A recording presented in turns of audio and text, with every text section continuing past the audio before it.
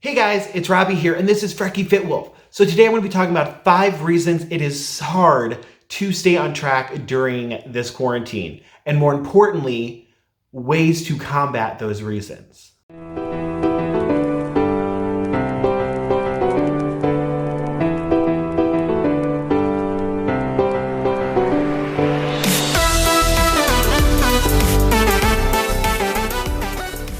All right, so this topic, it's kind of hard. I was debating on how to do it, how to go about it, especially because soon there will be a collab video going out, basically addressing 5 ways to stay on track during quarantine.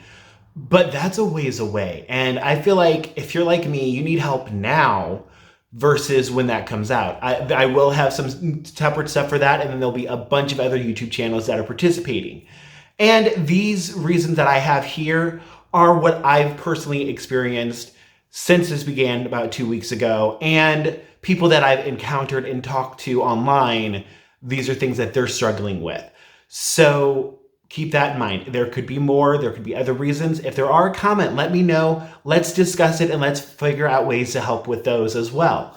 But my top 5 reasons it's hard is 1, lack of structure. 2, stress. 3, boredom. 4, you can't go outside. And 5, loneliness. These are all things that I personally have encountered since this began. And like I said, people online have shared the same thing with me. And if you guys know, if you guys have been watching my channel, I struggled when this quarantine first began. When all of this first went down, I gained weight. All of these things were the reason. And I had to figure out what my reason was, why I was finding it so hard to stay on track. And this is what I came up with. And so I implemented ways to fix that, to change that. And luckily last week I lost weight. So hopefully this will help you as well. First of all, it all comes down to choice. That is my word of the year. And I keep meaning to do a video about how my word of the year is going. But it boils down to choice, what we choose to do. And that is very, very important. And now it's just a little bit more difficult with everything going on right now. So before any of these, you have to make the choice to do better, to behave, to learn and grow and change. You have, just like when it's a normal time, you had to make the choice to begin your weight loss journey. Same thing right now. You have to make the choice to not let these things get in the way. But it's not just as easy as making that choice. All right, cool. Made the choice. I'm good now. No. You've got to figure out what to do to combat it. So the first one being lack of structure. This is huge for me because I know I struggle with that. I have a routine that I normally do.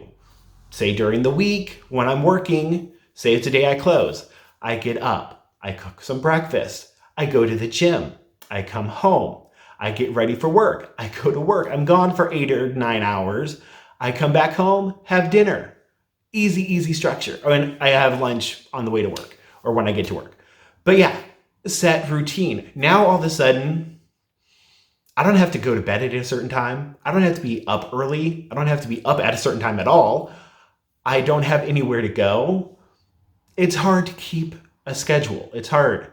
But you've got to do that. You've got to plan your day and make a schedule. So think of things that you need to do that you want to do throughout the day and plan it out.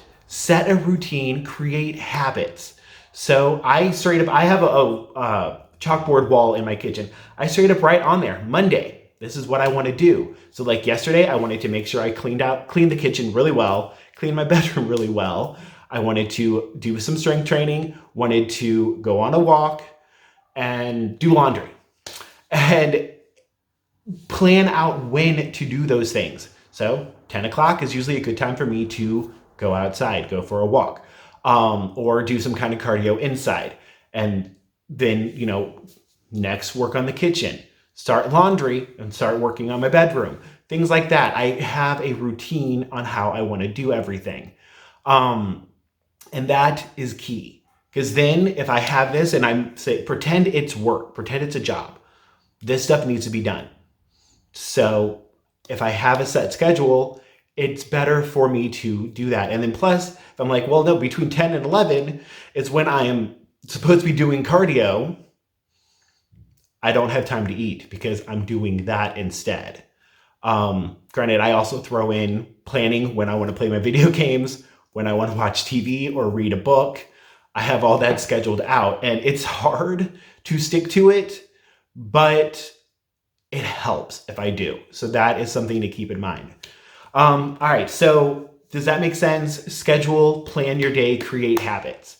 And especially as the days go on and you get used to doing it in this new routine, because we don't know how long this is going to be going on. I know it's extended until the end of April. So that's a whole month of what is going on right now. And there could be other, wrenches thrown in I don't know that analogy. There could be other things that can happen or go wrong, but try to get ahead of it now and try to plan and schedule now. All right, so number 2 that I have on here is stress. 1, again, see the first one. I wrote down see answer 1. If you have a schedule, it helps because we're stressing out right now. My main reason for stressing out is lack of control. I am a control freak. I like knowing what, when, where, why, and how. And right now, we don't know any of it. I don't know where income is going to come from. I don't know when I'm going to be able to go back to work. I don't know if the unemployment is going to be enough or if I should get a different job. If I get a different job, I don't know what I'm going to interact with and how I'm going to, prevent myself from getting sick or spreading the sickness. All of these things are out of my control. So if we do something to keep control, like have a schedule, it will help a lot. Because then you feel like you have something that is within your grasp and you can focus on that instead of all of the unknowns. Control the controllables, basically. Other stuff, though, besides just that, is meditation. Do not overestimate or underestimate the power of meditation. Just sitting still, calming your mind, letting thoughts go so that you don't get the racing thoughts helps a lot. I need to do it. You guys should try it. Also, laughing. Laughing helps a ton. So watch a funny movie or a funny television series, funny book, the internet. We have Facebook, we have Instagram. Look up funny memes, watch funny videos, go on TikTok. There's amazing people on there. Just get a laugh. If you, TikTok, for those of you that don't know, little short videos, TikTok, type it in your Play Store, download it, watch funny stuff, laugh all day long. That will help a lot. It releases endorphins. Just like the other one that I forgot to say, exercise helps a lot because if you're moving, you're releasing endorphins, which will help calm your body, calm your mind, and also burn some calories. And laughing does too. If you laugh, it burns calories. So all of that will help, and it just helps raise your spirit and helps your mood.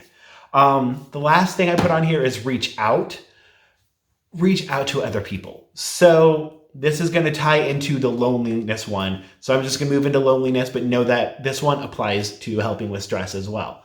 So with loneliness, I get it. I went from working all day with people, doing their hair, coming home and having a roommate to I'm not working with anybody. My roommate is at his boyfriend's house. So it's me alone all day with the dogs. They're getting kind of tired of me, I think. So I get it. But we are in 2020.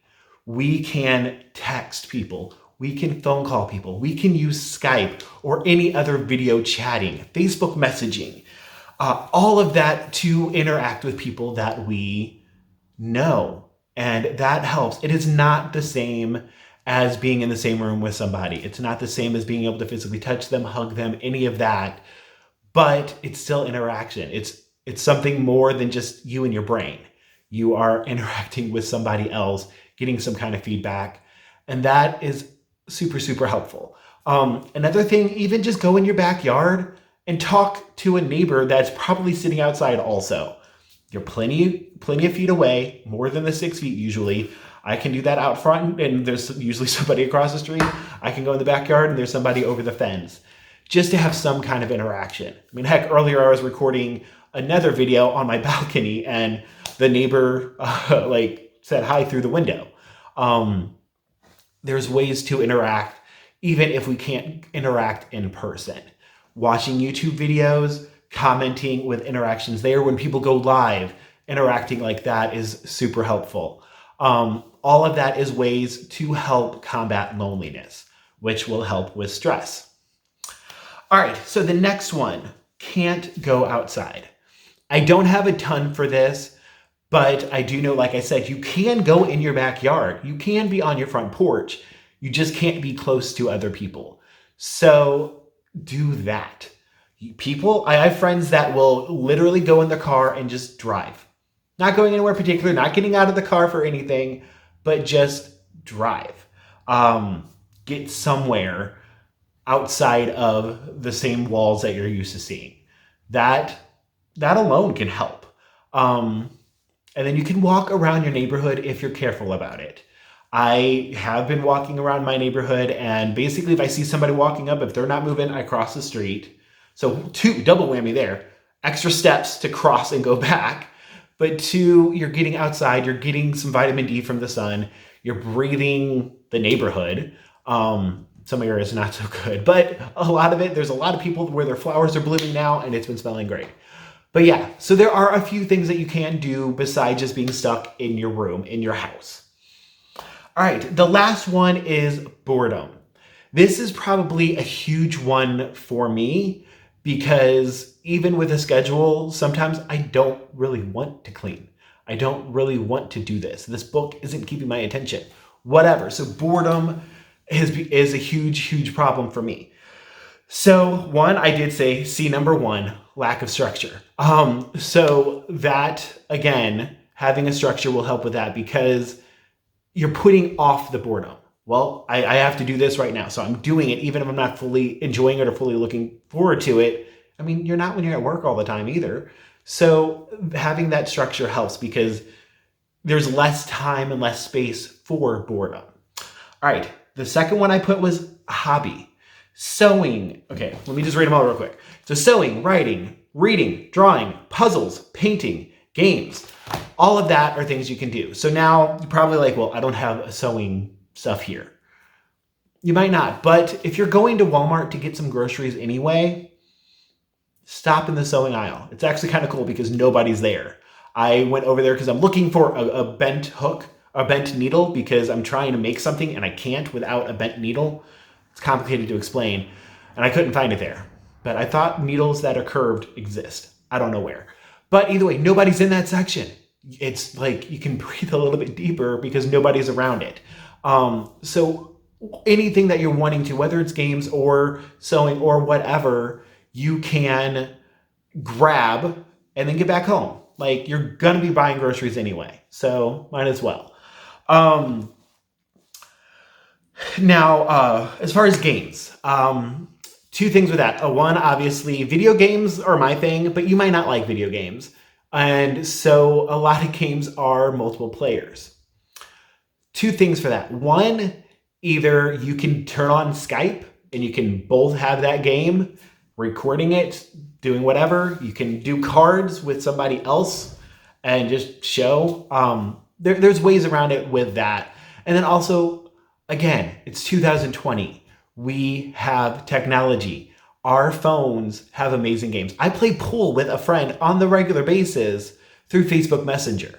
There are plenty of games that you can do that way to actually play with somebody else without having to be in the same room as them. Look them up. If you have any questions about other games that I could recommend, let me know and I'll let you know. Also, projects around the house. Yesterday, I reorganized the kitchen. I had a big, tall shelf that was skinny that I had all of my appliances on. And then we had a long table that we have a bunch of mason jars on, filled with beans or rice or this or that. And it's taking up the whole table. And then this little rack was holding these heavy machines. If you remember from a video I did a while back, I knocked it over and broke some of those machines. So I flipped them. I put all of the mason jars on the little rack and put the machines on the big table. little projects like that around the house, repaint, things like that can really, really help to pass the time and give you something to do. Reorganizing like I just did, or reorganize your spice rack, clean out your darn icebox. That probably needs to be done. Clean your oven, spring cleaning in general, all the things that you have been putting off, going through those closets, going through your basement, going through your garage, all of those things can really, really help. So hopefully all of that helps. That helped me to turn my lack of structure, lack of weight loss around, and I lost 2.4 pounds this past week because of this. So hopefully it helps you. If you have other ideas, let me know. Comment down below. If you have other questions, again, let me know. If I don't have an answer, if I can't think of something to help, I'm sure somebody else will comment or I'll research and get back to you. Join my Facebook group, join my Instagram. There's plenty of things on there where you can reach out and get help. So we're in this together. Stay positive, stay strong. And then, like I always say, comment, like, subscribe, share my video if you think it would help somebody. And until my next video, which I'm doing a lot of extra ones right now, so don't know when that's going to be, maybe tomorrow, I will talk to you guys later.